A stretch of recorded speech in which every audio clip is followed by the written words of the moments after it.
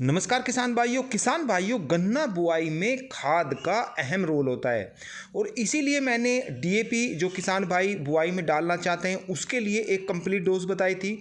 कुछ किसान भाई का फेवरेट होता है सिंगल सुपर फास्फेट, उसकी मैंने एक वीडियो डाली थी और आज की वीडियो में बना रहा हूं जिन किसान भाइयों का फेवरेट होता है एनपीके 12-32-16, इसके बारे में पूरी जानकारी दूंगा क्योंकि कुछ किसान भाई एनपीके का इस्तेमाल करते हैं तो कुछ खादों को इसमें छोड़ना होता है, कुछ को शामिल करना होता है। तो ये सभी बातें जानना बेहद ज़रूरी है, इसी की मैं आज आपको कंप्लीट डोज बताऊंगा। और कुछ किसान भाइयों ने कहा भी है जिसमें अनुज नागर है, कौस्तुभ तोमर है। किसान भाइयों यदि व्यवहारिक रूप में भी अब फिलहाल देखा जाए तो पोटास के रेट बढ़ गए हैं और इसीलिए आपको एनपीके 12-32-16 सस्ता पड़ेगा। इसीलिए मैं आज की वीडियो बना रहा हूं। यदि अभी तक आपने हमारे चैनल को सब्सक्राइब नहीं किया है तो इसे सब्सक्राइब करें और वीडियो को किसान भाइयों में शेयर भी करें।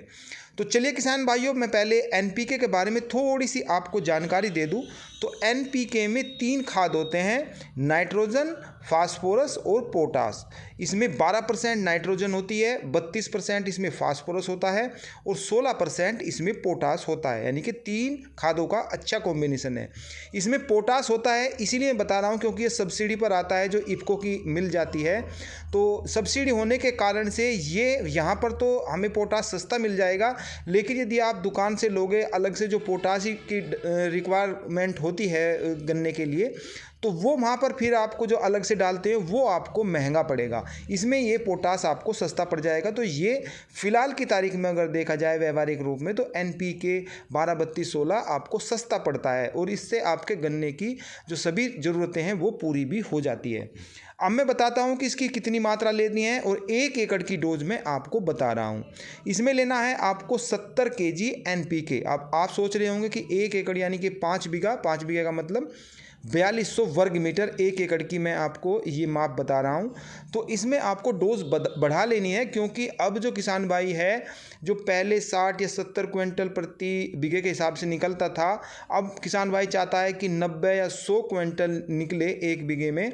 तो इसीलिए अब इनकी डोज बढ़ाना बेहद ज़रूरी हो गया है। तो 70 kg एनपीके 12-32-16 आपको 1 एकड़ के लिए लेना है। इसमें यूरिया भी होता है तो अलग से ज़्यादा यूरिया लेने की आवश्यकता नहीं है, 30 से 40 kg यूरिया आप ले सकते हैं।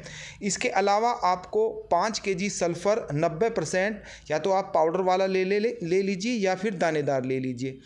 पाउडर वाला जो होता है यदि प्रैक्टिकल रूप में देखा जाए तो ये आँखों में बढ़ता है जब इसका हम बिखराव करते हैं, लेकिन इसका रिज़ल्ट बेस्ट होता है। जो दानेदार होता है वो डालने में आसान होता है, किसान भाइयों की आँखों में नहीं बढ़ता, लेकिन ये थोड़ा सा पाउडर के मुकाबले थोड़ा सा कमज़ोर होता है। तो ये भी मैंने आपको बता दिया है। ये आपको 5 kg लेना है। 4 kg रिजेंट लेनी है बायर कंपनी की, 0.6% में इस साल आ रही है, धड़ल्ले से बिक रही है। बायर कंपनी की ही लेनी है। इसमें 0.6% जो फिप्रोलिन होती है, टेक्निकल होता है, ये बड़ी अच्छी है। इसका जो दानेदार है, पहली साल आपने देखा होगा कि लिक्विड की बहुत किसान भाइयों ने यूज किया था, लेकिन उसका रिजल्ट इतना अच्छा नहीं रहा जितना दानेदार का होता है। तो आपको 4 kg रिजेंट लेनी है बायर कंपनी की 0.6% वाली, जिसमें फिप्रोलिन होती है, और 750 ग्राम थायो। इसमें आप लिक्विड भी ले सकते हैं और बिना लिक्विड भी ले सकते हैं। सागरिका 10 kg लीजिए, ये इफको की है तो ये थोड़ी सस्ती पड़ती है। किसान भाइयों एक खाद है मैग्नीशियम, इसको आपको 15 kg लेना है 1 एकड़ के लिए।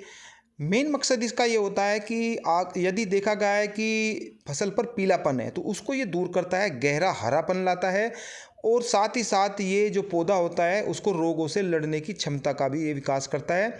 काफ़ी किसान भाई इसके बारे में जानते हैं लेकिन कुछ किसान भाई इसका प्रयोग नहीं करते हैं।